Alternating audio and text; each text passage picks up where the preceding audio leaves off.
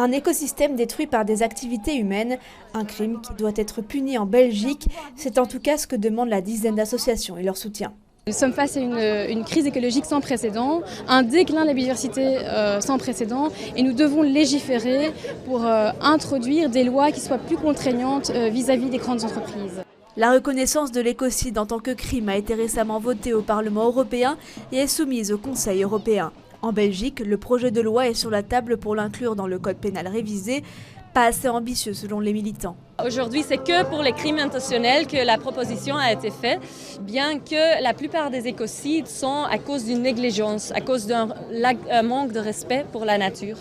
Et donc ce qu'on demande, c'est pour élargir la définition, pour aussi inclure les actes à cause d'un manque de précaution. Marée noire, incendies de forêt comme en Amazonie, naufrage de pétroliers, autant d'exemples d'écocides pour lesquels la loi ne pourrait pas forcément s'appliquer car trop restrictive.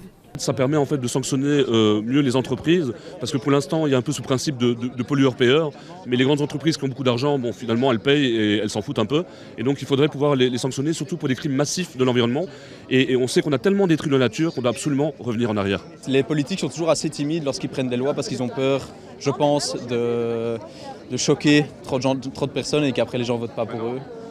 Et que les lois ne soient pas populaires. Mais bon, aujourd'hui, on a besoin, vu l'urgence de la situation, on a besoin de mesures fortes, de mesures drastiques et on ne peut pas se permettre de faire des demi-mesures. Une biodiversité étroitement liée au climat, environ 1 million d'espèces animales et végétales sont aujourd'hui menacées d'extinction.